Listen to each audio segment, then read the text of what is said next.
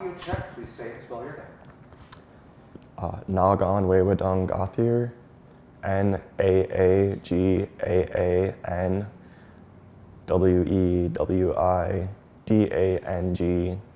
Gathir, Gauthier.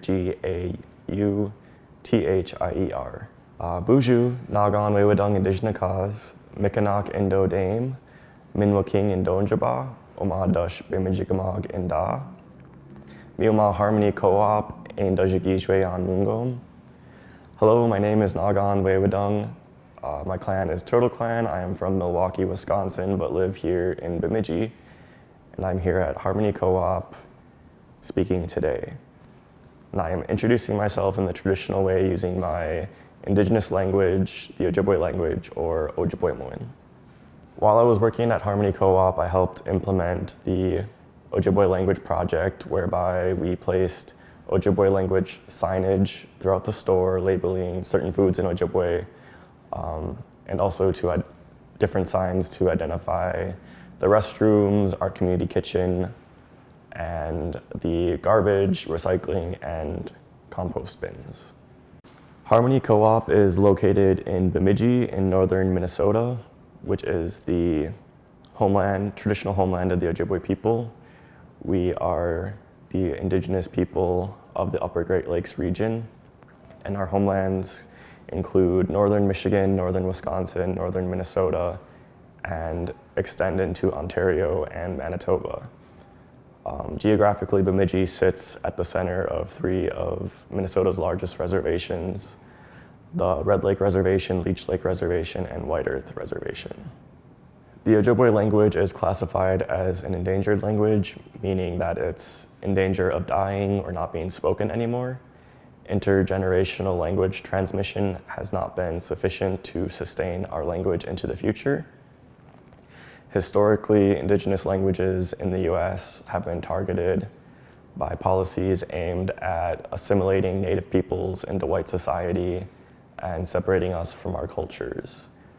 Native children were forcibly removed from their families and communities to attend Indian boarding schools where abuse and physical punishment were used to suppress indigenous identity and discourage the use of indigenous languages. The trauma from these experiences resulted in a decline in the number of speakers and also a decline in the number of speakers who were willing to pass on their language to their children. Parents didn't want their children to experience the traumas that they had to. And just in general, racism in the US created this need to just fit in, speak English, and survive.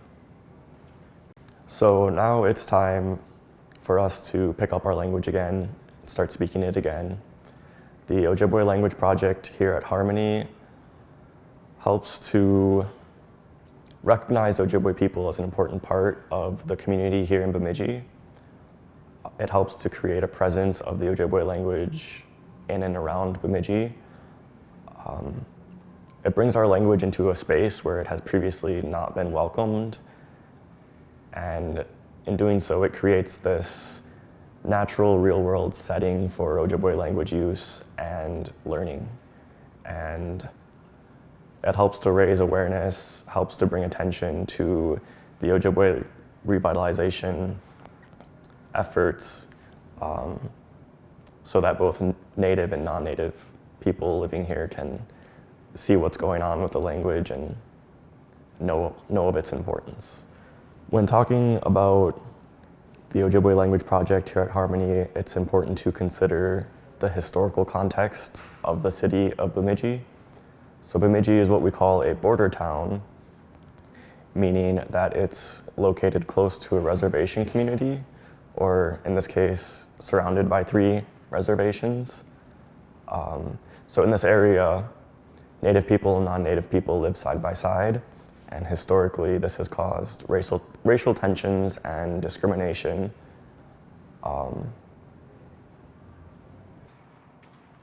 ready, good sir? Yeah. What are we doing here?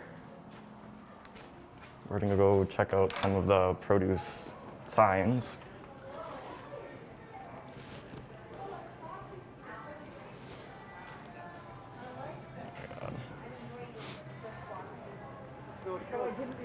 Changing to pollinate. I know what I did. So let me just Yeah, just begin when you're ready. locate where they are.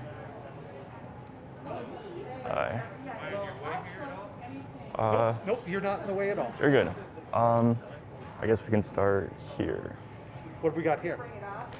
So here is we're standing in the produce section at Harmony Co-op. Here we have the potatoes. Right here we have the Ojibwe signage. The Ojibwe word for potato is opin. Opinig would be the plural potatoes. So we have that signage available. And then moving over here, onions, jigagawanjig would be the word for onion and onions. Over on this side, we have mushrooms, wajashkwedoak, mushrooms. If we move this way, we have our berries, and berries are very important in Ojibwe culture, particularly these two berries that we have here. Strawberries, odeimanun, and blueberries, minun. What's your favorite berry? Actually, my favorite berry would be cranberries. They're my favorite part of Thanksgiving. And the word for that would be mashkigominak. Nice. Actually, I forget the. What are you thinking you're forgetting? I forget the gender of this word.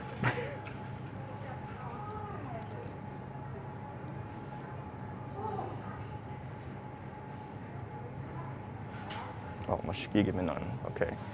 So my favorite berries are actually cranberries. They're my favorite part of Thanksgiving.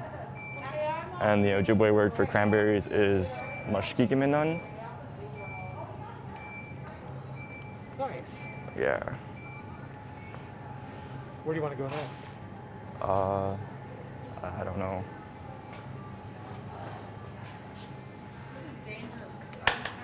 Oh, that's awesome. We could check out another, maybe bulk. Yeah, let's go for it. What's it feel like to be back in produce again? I really miss it. I really enjoyed working produce. Let's see. Okay.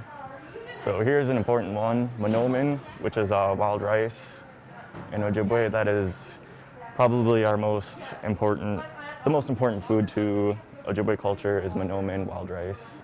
So we have that here in the bulk section. That's the good berry, right? Yeah, that would translate to good berry. If we move this way, we have mushkodisimanak, beans. So they have the various beans in bulk here labeled as beans. And then right here, anajiminun, peas. So they have the split peas here labeled as well in bulk. Nice. Any other words or places that are important to show with the Ojibwe Language Program? It's a lot. Yeah. I didn't think what I kind of thought I'd come in like once a week and so I'm here for So actually here is one a sign here at Harmony labeling our community kitchen. And in Ojibwe it's Eindaje Jibakweng Mamue, which means the place where people cook together. So this is the entrance to the community kitchen here at Harmony. Nice. Anywhere else you can think of? Well, there's a sign in the bathroom, but we don't have to go in there. Dude, let's do it. Just to be weird. I mean, we could. all the way to the school building.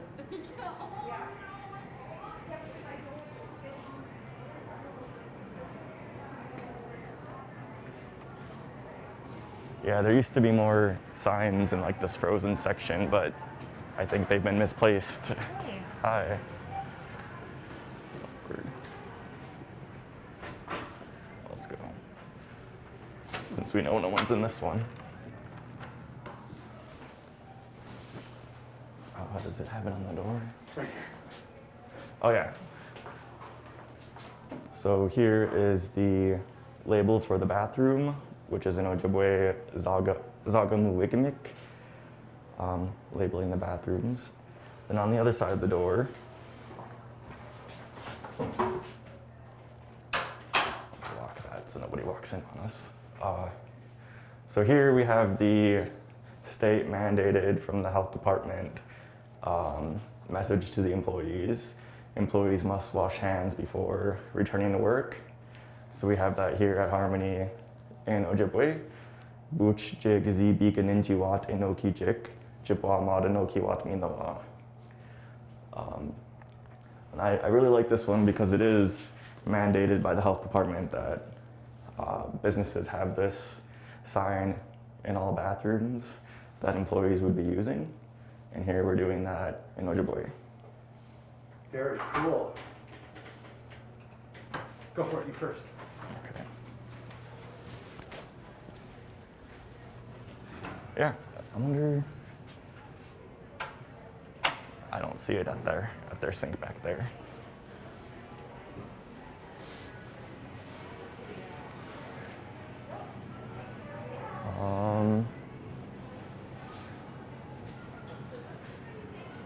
Let's check this aisle.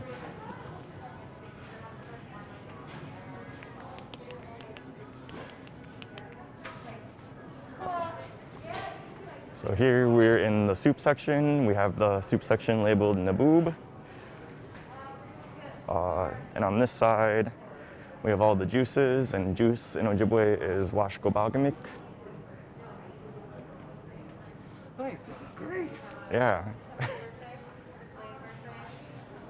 Cereal, here's another one. So here we're at the cereals. It's labeled in Ojibwe as Gigajeba Mijim, which actually means morning food, so the food you eat in the morning. Nice. Yeah.